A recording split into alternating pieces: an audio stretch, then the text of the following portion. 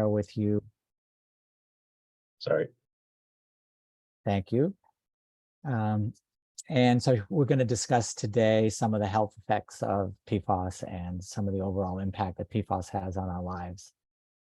Before we get to that, I just want to go over kind of our process for the day and a few note-keeping items. So Beth is Dr. Nealy is going to speak for approximately 20 to 30 minutes.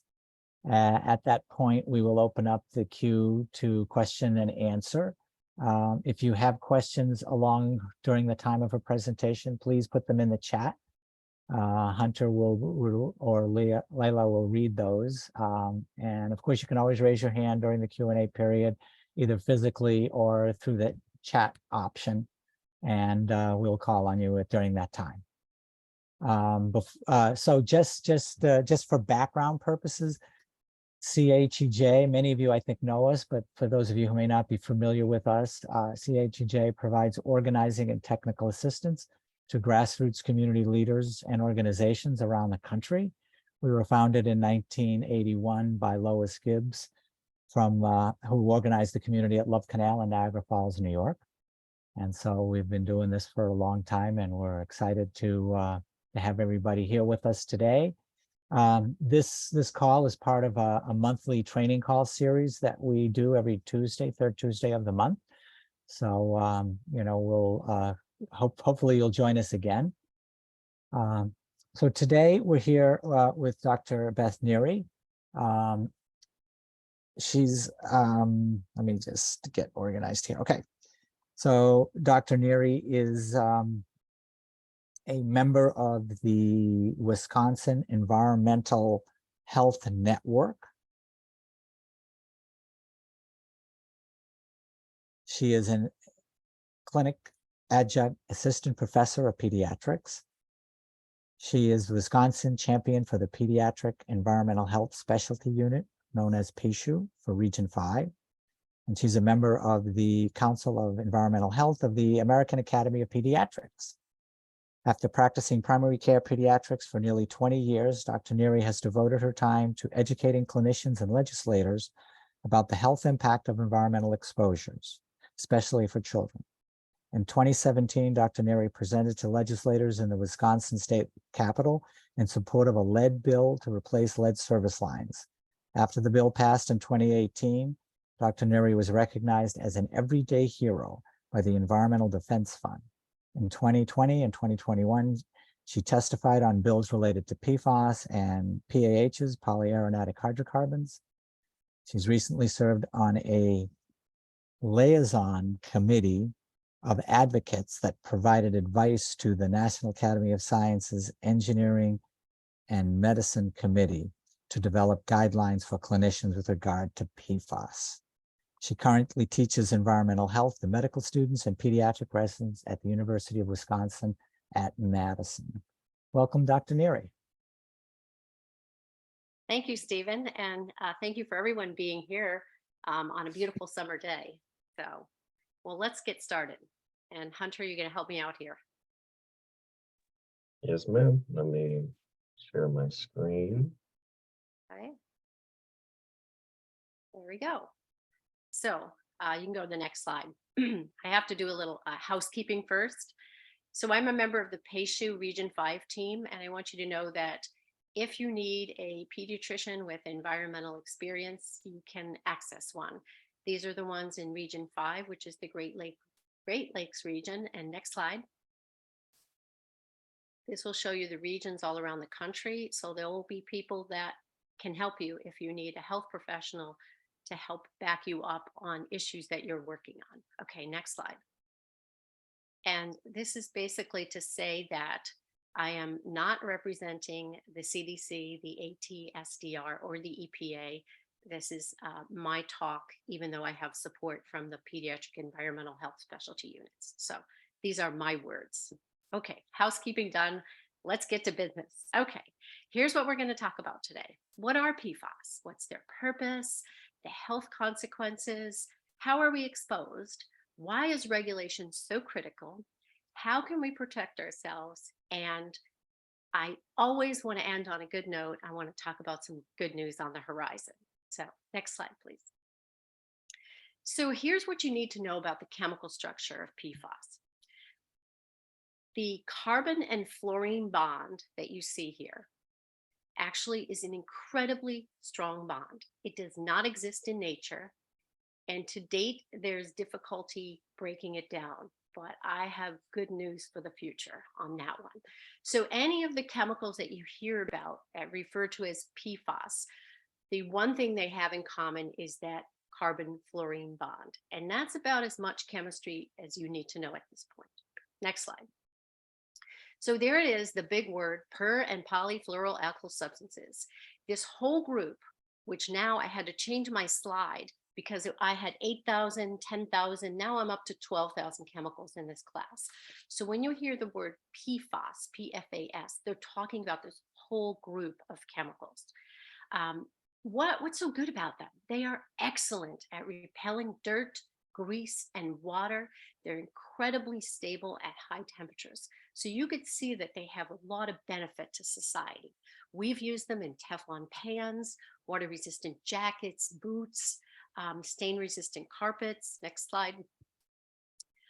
Other products, they're in food contact surfaces like your pizza box that has a slick interior. If your pizza box looks like just paper, it doesn't have it. Fast food wrappers, popcorn bags. As I said, water-resistant clothing and stain repellent. A big one is that firefighting foam, and I'll talk about that in more detail. Personal care products like dental floss and cosmetics, ski wax, and another thing that's being used more and more in our society, artificial grass. You know, the plastic grass that people are using, that has PFAS in it, which concerns me because that's a limited product. It's only going to last for 10 or 15 years. And then where's it going to go? Into our landfills. Something to think about. Next slide, please. So what's the problem? Well, we know it's persistent in the environment and very mobile. I'll talk about how far the plume in Green Bay has moved to explain that. We know that it bioaccumulates in organisms from fish to birds to us. It is toxic at extremely low levels, parts per trillion. I cannot think of another chemical that we measure in parts per trillion. And it is linked to many health problems. Next. So to wrap around this idea of what is a part per trillion, I want you to think of one drop of ink in about 20 Olympic swimming pools. Next. And so even though there's 12,000 of these chemicals, what I want you to know is at least know these 6, because you're going to hear a lot, these 6 ones, a lot about them. So the first one here is PFOS. That is a long chain. And that's important to know because the long chain ones tend to stay in the body longer. It was the key ingredient in Scotchgard. It is well studied for health effects. It was actually discontinued because of all the health effects in 2002, but we still have it in our environment. The next one is PFOA, which is another long chain PFAS. And that was the main chemical in Teflon. And again, well studied for the health effects, discontinued by DuPont in 2015. Now, what you're going to see the next 2, Gen X is a short chain, so theoretically will not stay in the body as long. And that was the replacement for the PFOA, the Teflon one. And the next one, PFBS, another short chain, was a replacement for the PFOS. So even though we discontinued them, we're still using different PFASs. So 2 more that you'll hear about in your water or in different places is PFNA and PFHXS, another long chain one that you'll hear about in the firefighting foam. You may hear more, but these are the big ones I want you to know about. One more thing I want to add. So what's the difference between a long chain and a short chain?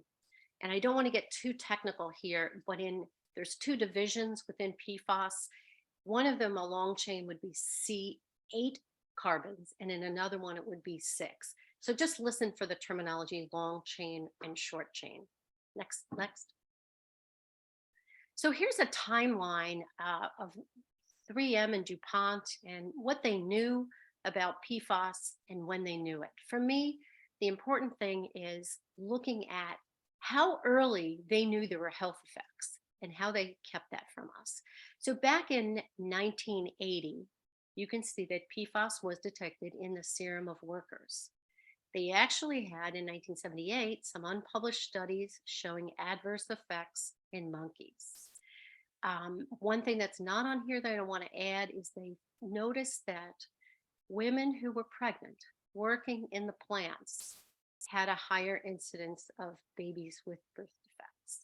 And as you can see, back in 1987, they had some studies that showed cancer in rats, and up to 2012 here now we see immune system effects. So why did we find out so late? I always ask myself that question. Next slide. Okay, so here's a story, and many of you probably know it, but I'll tell it to you again. So Wilbur Tennant of Parkersville, Virginia, was concerned that the DuPont factory up the stream from his farm was responsible for the deaths of 190 of his cattle. He noticed that his cattle had tumors, blackened teeth, and bloated organs. Now, Wilbur was a regular guy, a farmer. He was not well educated, but he was concerned. And he had a friend in town who said, "Hey, my son is a big corporate lawyer up in Ohio. Why don't you give him a call?" And he did. And this is the man he called. And oddly enough, this man used to be on the other side. He actually defended corporations.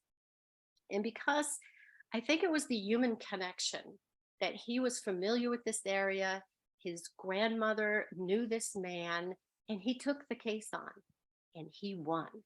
He actually won the case against DuPont. Next slide. So if you haven't seen this movie, please watch it. It's called Dark Waters. It's a great movie, and it's the story of his battle with DuPont. But one of the really good benefits out of this case was they had to have a prospective study. And a prospective study is probably one of the best studies. And this is one of the best epidemiological studies in humans because you look forward. So almost 70,000 people in this community said, "We'll sign up." And they were exposed to the water in a community in West Virginia that had higher levels of PFAS in the water. And what they did is they watched over the next 8 to 10 years to see what diseases developed in these individuals. And that's the list that you can read for yourself there. Now, these same diseases have been shown in lab animals too, but we can't do those kind of tests in humans. So this was just an incredible amount of information to get from this. Next slide. So what else do we know? So we know more effects as we're studying them more frequently. We know now that it affects cognitive development in children and infants, has effects on fetal growth. And I won't read the whole list to you because you can see it. But I do want to focus on the one with the red arrow. And what we've studied, what I've read about is looking at children getting vaccines, diphtheria and tetanus vaccines, and also measles vaccines. And they're showing that children who have higher levels of PFAS were not responding as well to the vaccines. In other words, they weren't developing antibodies to that the vaccines are supposed to stimulate. And so hence those children won't be protected necessarily against those diseases. And to me, as a pediatrician, that is a very concerning finding. Next slide. So the issue with PFAS is it doesn't go to just one organ, and it doesn't target just one receptor. It actually targets a number of different organs and receptors. And sometimes that can be hard because it can do something different in one person versus another. And one particular PFAS may have an effect on the thyroid, and another one may have an effect on the liver, for example. Next slide. Here's a bit of good news that I want to tell you. So even though we know we have it in our blood, what I want you to do is look at that big green line that goes way down. That's PFAS, PFOS, the one that was one of the ones that was discontinued. And so over time, we're finding less of that in the blood. So that's a good thing, because we know if we can eliminate some of these PFAS, then we won't have as many coming into us and we can get it out of our bloodstream. So that's a positive thing. Next slide. Okay. This is maybe a confusing slide. I just want to talk about a few little things here. So we don't have a lot of good data on where do different PFASs go in terms of organs. And this was one really good study in cadavers. And so it showed, for example, that the PFOS tended to go to the liver there, and the PFHXA tended to go to the liver in that first column, right? What I want you to focus on is the first one, PFBA, and you slide all the way over, and boy, that really likes to accumulate in the lung. And now next slide, I want to show you another study. So they did a study of people who had elevated levels of that PFBA. And these were individuals that actually had COVID. And what they showed was those individuals with higher levels of the PFBA, the one that had that predilection for the lung, had worse COVID outcomes. So again, you're seeing this impact on our immune system from PFAS. Next slide. So what puts you at a greater risk of exposure? So all the time, we'll see the fetus, infants, and children having the main effect, the worst effect with any toxicant because they're smaller. People with underlying health issues, certain occupations because they're going to be exposed at a higher dose, and particularly with the PFAS, it's the firefighters. And then where you live. If you live in a community that has higher levels in your drinking water, for example. Next slide. And because I'm a pediatrician, I just want to focus on this for a second. Why are children different? They have different absorption and metabolism. All their organs are growing rapidly, so they're more sensitive to a toxicant such as PFAS. They drink more water in proportion to their body weight. So if it's in the drinking water, it's going to affect a child more so. Or they actually eat more food in proportion to their body weight too. If it's in the air, they have a faster respiratory rate, so they will absorb more, and they have a longer lifespan to accumulate toxins. Next slide. So how do doctors monitor for PFAS-related illnesses? This is a big challenge. So number one is many physicians don't even know what PFAS is. I have colleagues in the advocacy world that tell me you need to tell doctors about this because they're not informed, and they're right, they're not. So at this point, there really aren't any specific guidelines. We know that doctors are doing cholesterol tests anyway. We're actually even doing it in children. So that's one of the things that should be looked for. And what's really challenging is the effects of PFAS are long-term. So it's more chronic exposure.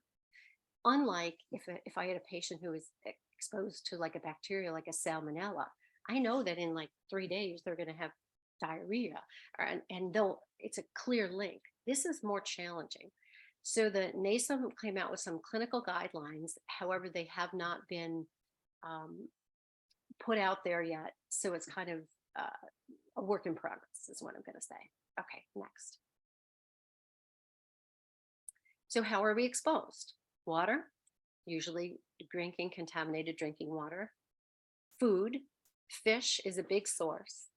Food packaging, and specifically food packaging such as I talked about with the microwave popcorn, or the wrappers that when you get your hamburgers at Burger King or McDonald's or something, it can actually leach into the food.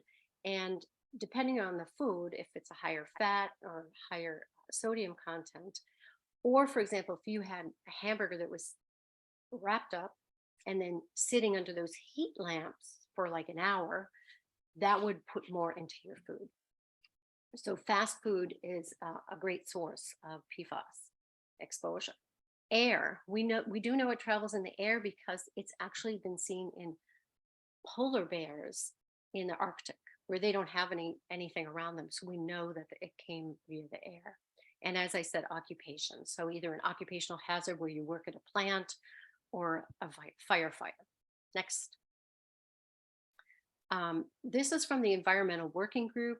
This is PFAS contamination across the nation. So purple dots are military sites, blue dots are drinking water, and then orange are other known sites. Oftentimes it's a plant or a company that uses PFAS.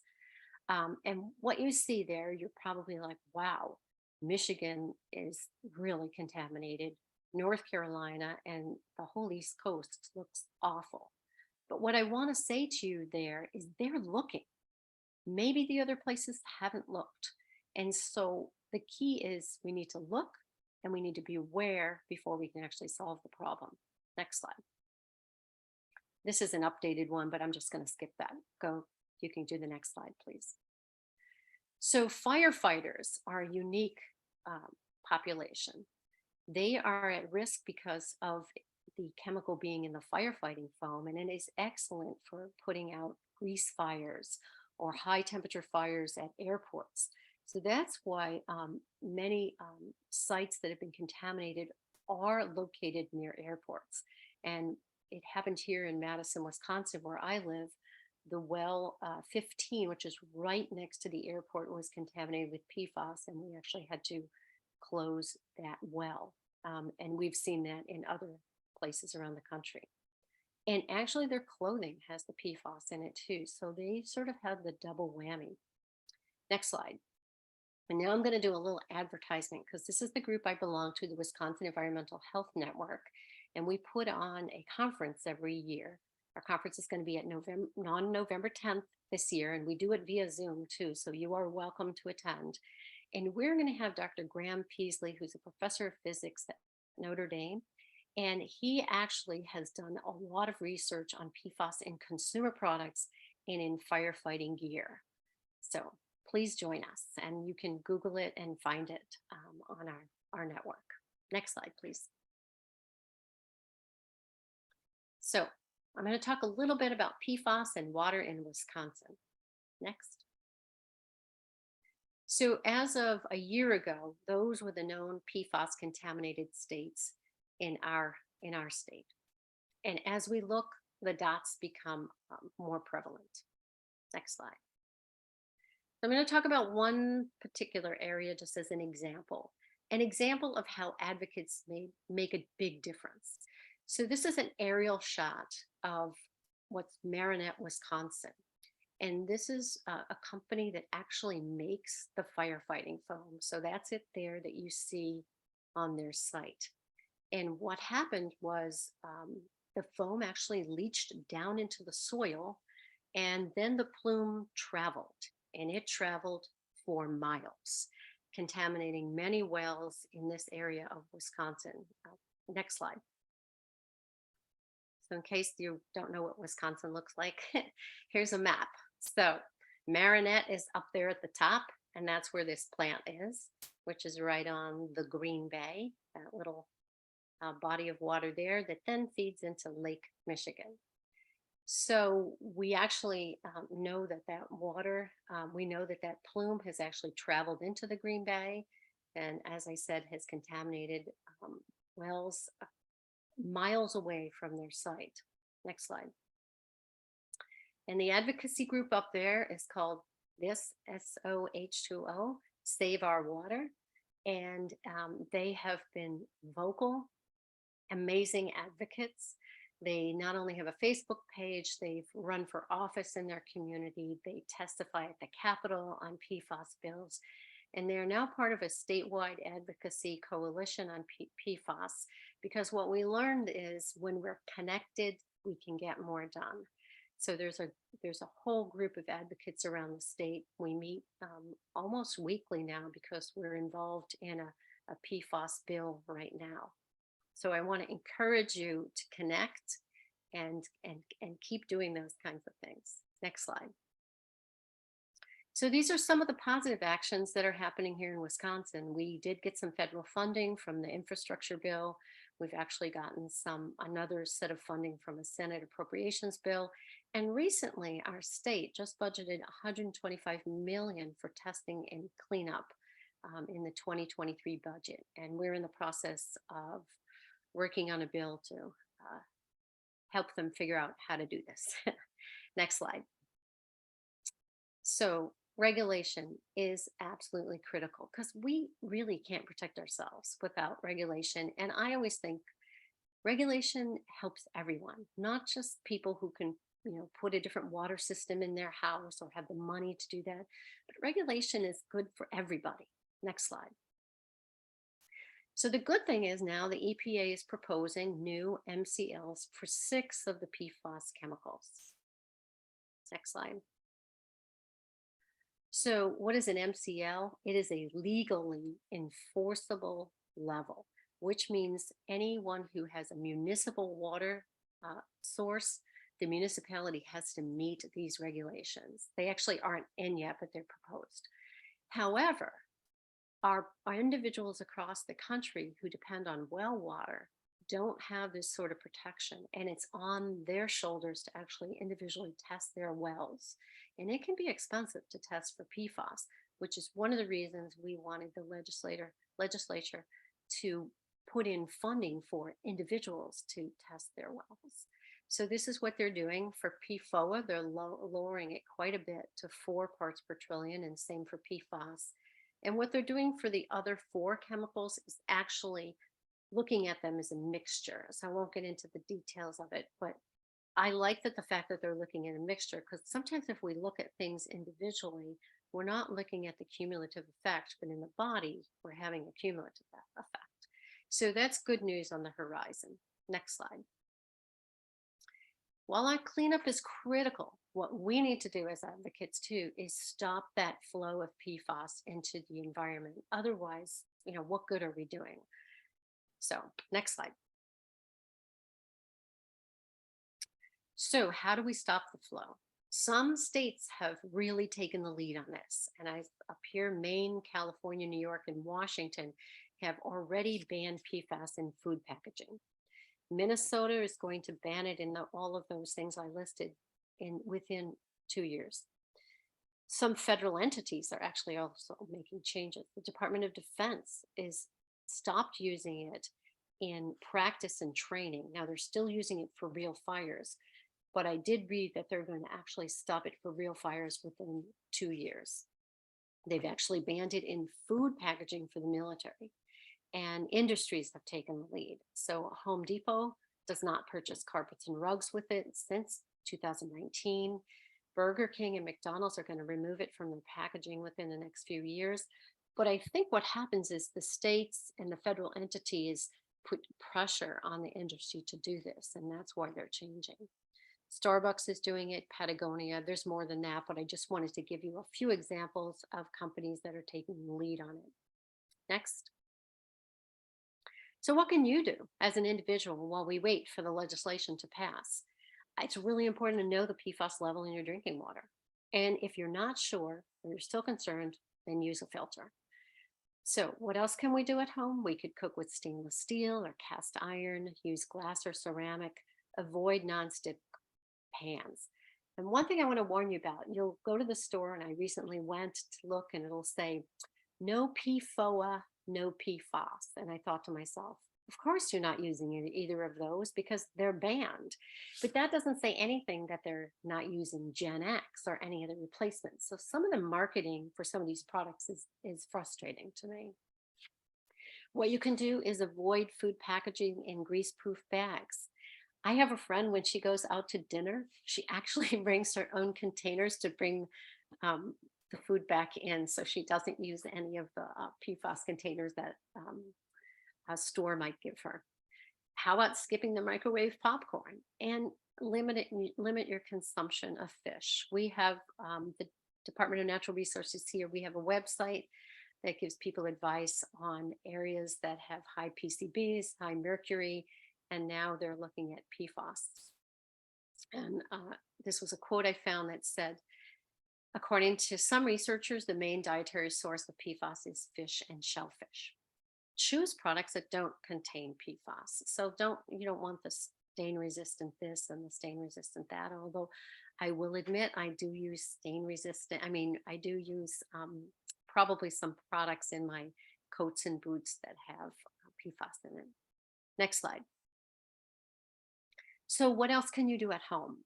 So what kind of filter do you want to use? And what about bottled water? Okay, let's do bottled water first. I don't have a slide on that. So when you go to the store and you look for bottled water, there's so many things. There's spring water, there's this water, there's that water. Read the fine print.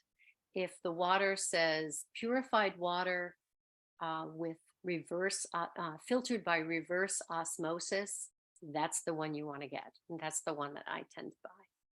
At home, you could put in a reverse osmosis filter, but again, it's expensive. It's like $30 a month.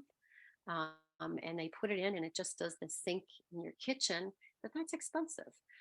They do have some 2-stage filters that can reduce PFAS by about 94%.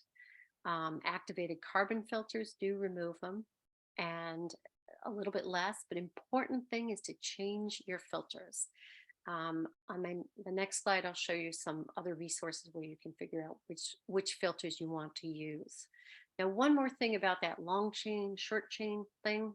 So good news about the short chains. They don't stay in the body as long. Okay, great. But are they going to still have the same effects as the long chain? Well, I showed you that one study, that PNBA, that one, that's actually a short chain. So we can still see some health effects. So I'm still concerned about all that, although the research isn't out yet.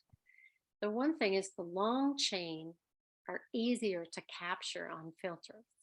The shorter chains are a little harder to capture on some of these filters. So that's another dilemma. Next slide. These are some really good resources on, okay, I want to find products that don't have PFAS in it, or I want to know which water filters to buy. These are some great resources to go to: the Silent Spring Institute out of Massachusetts, the Environmental Working Group, and then the Green Science Policy is out of Berkeley, California. And that's run by a scientist who was the person who actually she's just amazing. Anyway, you can go to that website. It's great. Okay, next slide. So I read this just this week, so I had to make this slide just today. So what I was reading about, that in Grand Rapids, Michigan, where they have significant problems with PFAS, they're actually in their landfill, they're using this new technology that actually theoretically breaks this bond. And when I read the article, they said that they break the bond in a safe way. So they're not burning it, they're not using a carbon filter where then what do I do with the carbon filter? They're actually breaking that bond. If you want to, you can read more about that. Just Google it. Google about Grand Rapids and it'll come up. I also saw some legislation that said that they're going to actually increase the Department of Defense transparency about where they're using PFAS. So those are good news. I'm happy to see those kind of things happen. Next slide. So these are people who shared slides with me who I want to thank. And the next slide is to motivate you that every citizen can do their part. And if there's one thing I want you to leave from here, there's power in connecting in your community. And together we can hold our elected officials accountable to listen to us. Thank you for listening, and I'm open to questions.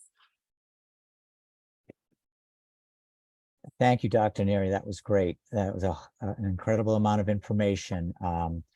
And I think we've all learned more about PFAS than when we started this half hour. So we now have time for questions until we're here till 1 o'clock. So we have about 25 minutes or so. So Hunter, do you have a couple of questions you can start with in the chat?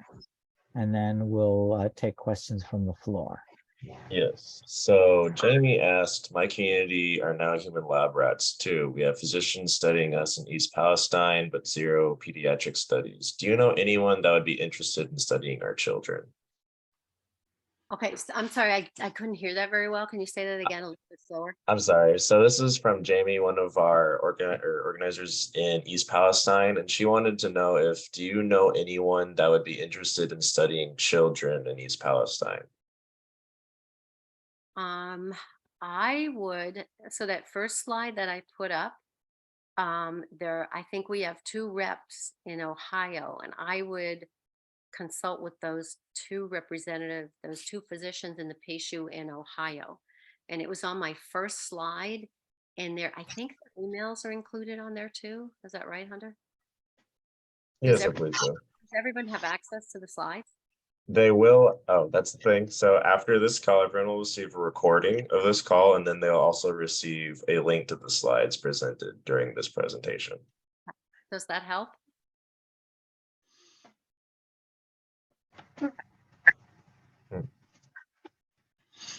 Okay. Going through. There was another question about what landfills can do to lower their PFAS. Sorry, I can't hear. A little bit of feedback, Layla. Is this better? Yes. There was a question about what landfills can do to lower PFAS contamination. Okay, you just opened a big can of worms. I took a class last semester in the geology department at UW, and it is a real challenge for landfills. I don't have the answer on that. If somebody's asking about landfill, I guess I would consult with that landfill in Grand Rapids, Michigan, and say, what are you doing about that? That's sort of out of my realm, but really important question. Any other questions in the chat we want to go to, or do we want to open it the floor? I think we can open it to the floor for now. Somebody has their hand raised. Did you see the person? Yes, Richard, but Nicole went first. I'm sorry, Richard. We'll go to you after Nicole. Okay, thank you. Thank you so much, Dr. Nealy. It's a fantastic presentation. I was wondering, are medical examiners and coroners, when they're doing autopsies, are they required to test for PFAS throughout the body with the various organs? And also, can you go over the well water and how they have to? Did you say people have to test, pay for testing for PFAS?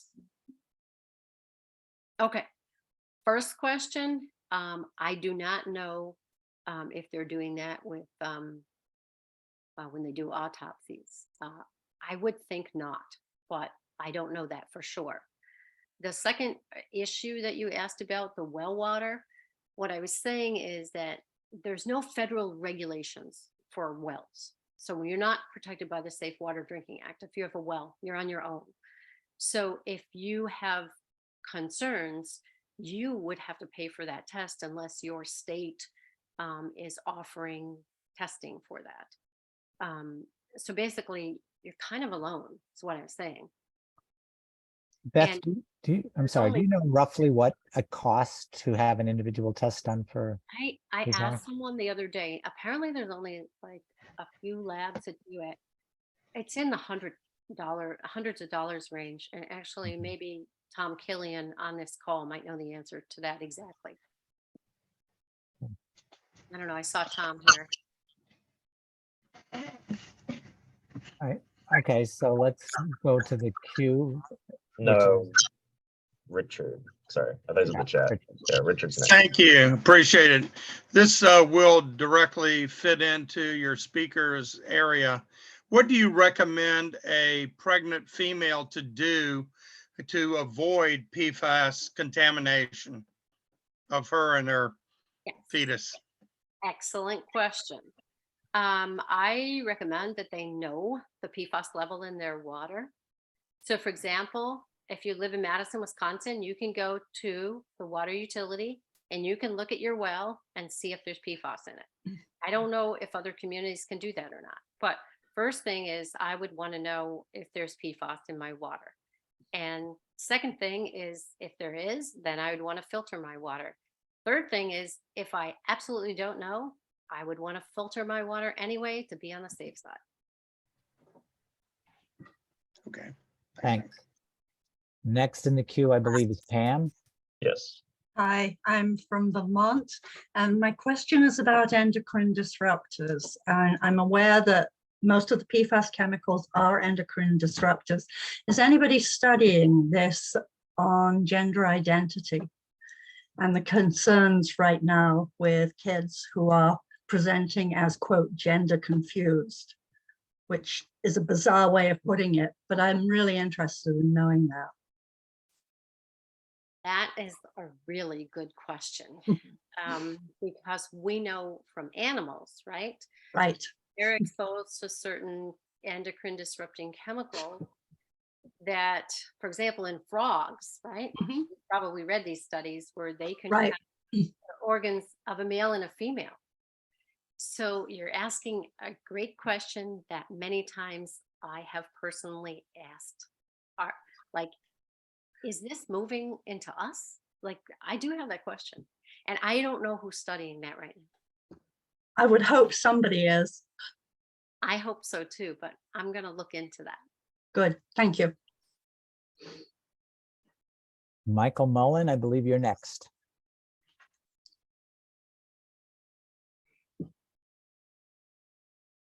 You're on mute, Michael.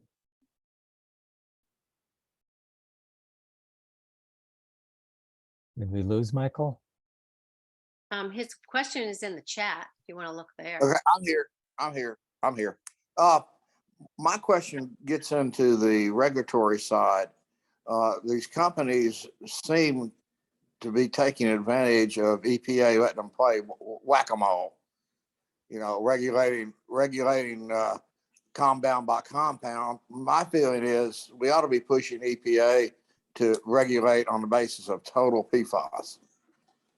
And then one other comment, somebody asked about cost. I'm with Chalkashee Riverkeeper in Southeast Alabama. Riverkeepers across the country got a discounted rate from a company that sells filters. Their analysis, we've done analysis on 9 samples. Auburn University did some work in the same area. We're seeing the same levels that we do. I'm quite confident in the quality of CycloPure's test. You might want to look up CycloPure and see what kind of rate you can get from them on a test. I think we had a discounted rate. It was only $40 a sample. Great. Thank you. Thank you for doing this.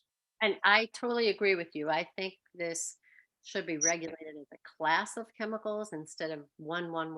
And I agree with you. The whack-a-mole is not an effective way. I mean, the first thing we should really do is get rid of what I call non-essential uses, right? Which are most all of them. Most of them, yes, right. I mean, I don't need it in my ski wax. I don't need it in my dental floss, right? All right. Marguerite, you're next. Hi, I'm Marguerite Edelman with the Vermont PFAS Military Poisons Coalition. And I wanted to agree with Michael that we need to be, and Dr. Neary, that we need to be regulating PFAS as a class. Otherwise, it's kind of a stupid process. They just keep, you know, substituting one for another, or the whack-a-mole thing. I also want to say that we used and have been using CycloPure here as a very affordable PFAS water test. And we actually did comparisons of PFAS to certified labs and found that they were almost identical in results. So for us, you know, $79 a test certainly beats $350 to $500 per PFAS test. And finally, I want to say we need to be really aware about hype around remediation, because every other day I get some sort of blurb about, you know, some university or some company or some other group discovering a wonderful way to remediate PFAS. But the truth is that to remediate our air, all of our water and the soil cannot be done. None of these are scalable to the level of the PFAS contamination that we're seeing. And the only way is, as you said, Dr. Neary, to turn off the tap now. Thank you so much. Thanks, Marguerite. Can I ask you a question? Because I always learn from you. So how many PFAS does the $79 panel test for? I think it's, Pam, maybe you can help me. I think it's close to 17. 17, okay. 17 forms of PFAS. And we've used it here in the Winooski River, which of course is flooding right now in Vermont. But we've had very good results with it, and we've found PFAS in so many places, especially near our military bases. Marguerite, what is the name of that test? A lot of people are asking for it in the chat. If you go to www.cyclopure.com, they offer PFAS water tests for $79. That includes the mailing fee. They send you the label to send it back to them. So it's much more affordable. And they also offer water pitchers to, like a Brita water pitcher, to take out the PFAS. And I believe EWG, the Environmental Working Group, has just done a study on methods, and water pitchers are included for PFAS. So, you know, people who have concerns can look at a different way to go. Thank you. Before we go on, Hunter, to our next question, I just wanted to add a comment to Marguerite's comment about the cleanup methods and the remediation approach. I mean, this is something we've seen for years with companies, and you're exactly right that everybody's coming up with the latest, greatest, next wonderful solution. I hadn't heard of the one that Dr. Neary mentioned in University of Michigan, but on the network news last week, there was a story about a magical solution that's breaking down, maybe the same one, don't know, they didn't identify it as coming from Michigan, but there's always a sales pitch for a solution. And every government wants to listen to this because it's a problem for every government, small municipality in this country. So the advice we always give people is, be careful, what you ask for, and be careful what people say. The best solution we've come up with, or question you want to ask, is where's the data? What's the testing results that show it went from this concentration down to some magical concentration? Show us the data. And usually when you ask them for data, these are salesmen making these pitches. They don't know anything about the science. They don't have any of the data. So that's the key question to ask, is where's the data? Back it up if you think this is true. All right, so let's move on to Kathy. Yes, hi. So you mentioned things that have PFAS in them and how we get exposed, but are they also in pretty much all plastics that are used for food, such as frozen bags for food, water bottles you mentioned, but with water bottles, is that because the water is contaminated, the plastic is the source, or the manufacturing is contaminating it? Where is that PFAS and that coming in? As well as, is PFAS in all the plastics that are being used? No, it's not. It's not in every. I might have confused you there. I didn't want to make you think it's in every single water bottle and leaching in that way. No, I was saying that it's in that plastic, that artificial turf that they make. It's definitely in that, along with other chemicals like polyaromatic hydrocarbons and a lot of bad stuff. So if your community is trying to push for that, push back. This is another way it's going to come into our environment. It's more in the food packaging. And when I was talking about bottled water, I didn't mean that it was coming through the plastic. I was just saying, if you're going to go buy bottled water, make sure that you choose one that went through a reverse osmosis. I was talking about the water in the bottled water. Is that clear? The water is contaminated from the plastic, or the water being put in there? The water source might have it. So you might say, oh, this looks great, spring water. But where did they get that water from? I mean, a lot of times bottled water companies just take water from a spring or a municipality. You want to Gotcha. make sure that that water went through reverse osmosis, But and that's the bottled water. Okay, I would wonderful. use. And food packaging is not all food packaging. It's only No, the no, it's like for, you know, the wrappers that the McDonald's hamburgers are in, they're usually kind of slick. Okay.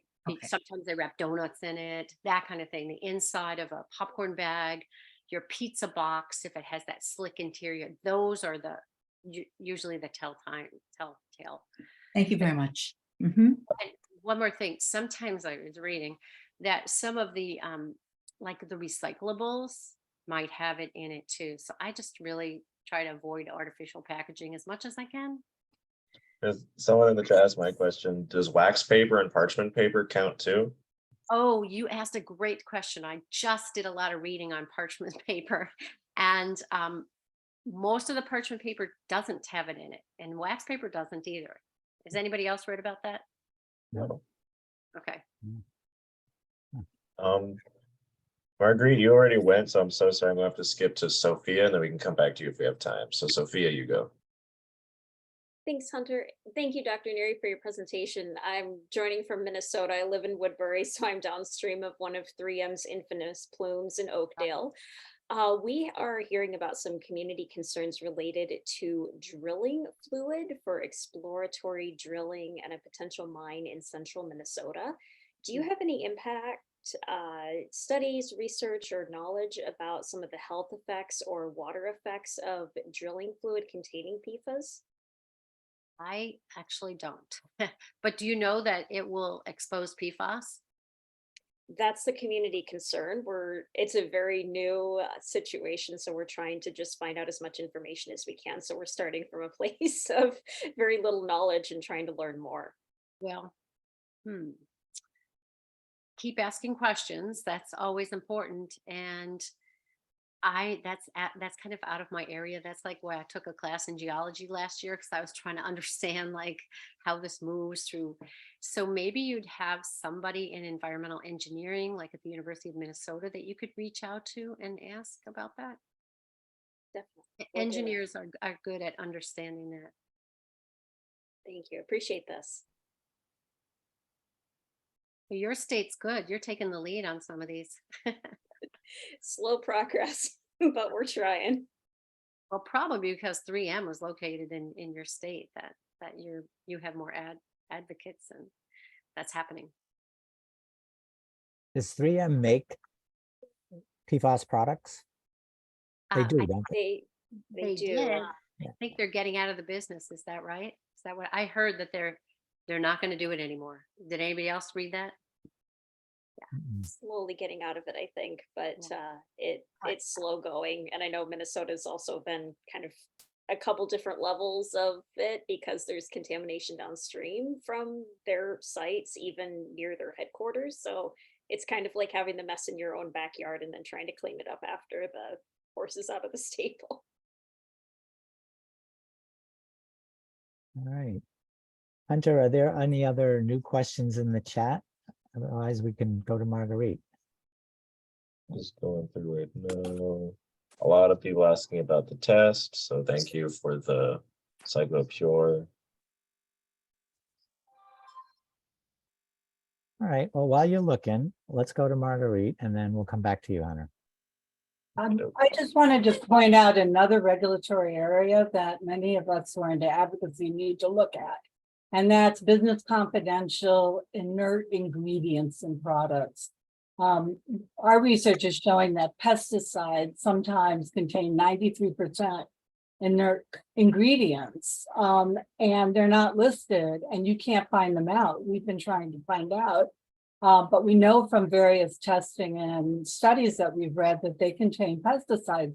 That means it's getting into our food. It's getting into spinach and blueberries and all sorts of other places that you wouldn't expect it to be. Our cosmetics have inert ingredients in them, and some of those are pesticides.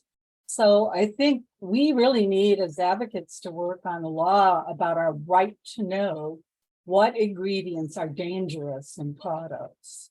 And that's all I wanted to add, because we think we know when we look at products, but frankly, a lot of the time we don't. That's a great point, Marguerite. Because a lot of times when even you're looking for other chemicals, like you're looking for phthalates in products, that they don't list it all the time, you know?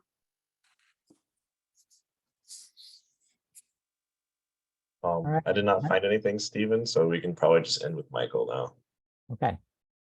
Okay, can I say something someone put in the chat and I just got it? Yeah, I forgot to mention, but the fracking chemicals do have PFAS in it. So if that mining involves any kind of fracking, you know.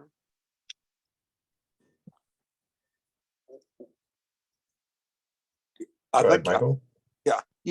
one thing to remember, 3M may be quitting production. Right now, the compounds that are illegal cannot be exported to the US. We can't import them, but they can still come in products. There's nothing restricting PFAS coming in products. So we still have to keep an eye out for the clothing manufacturers and others. Maybe they're not making it here anymore because they don't have the PFAS here anymore, but it may be coming in through imports. So we need to watch that and work on getting that restricted as well. Great. Okay, thanks, Mike. So we have about 2 minutes, and I have a question for Dr. Nealy that I want to raise with her.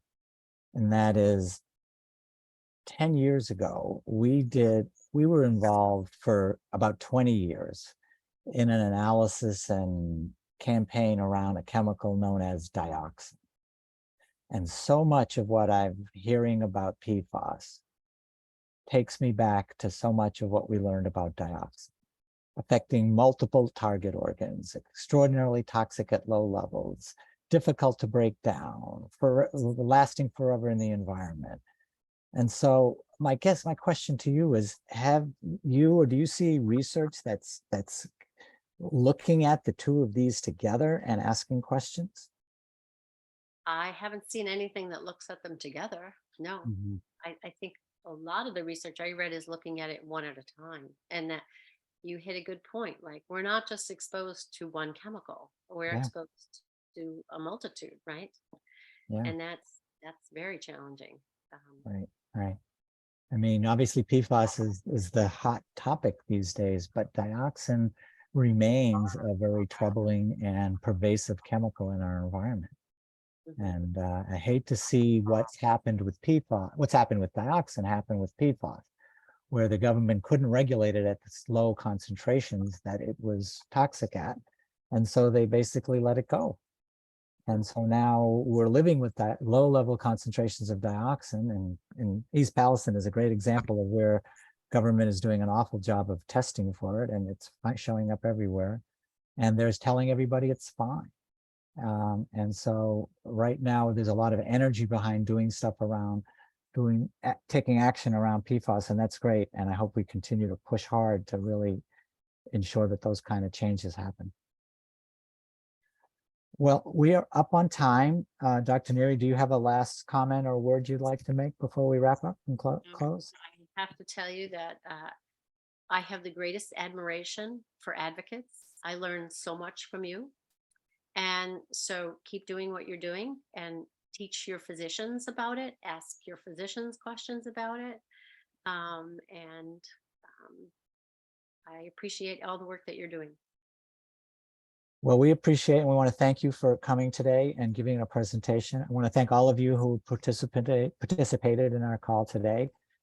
We do these, as I mentioned, monthly, so look for our next one. Our next one in August is going to feature some speakers from the Children's Environmental Health Network. We're going to talk about some of the contamination in daycare centers and in back-to-school supplies. So thank you again, Dr. Nealy, and thank you all for coming to today's call, and go out and have a good day. Thank you all. Thank you.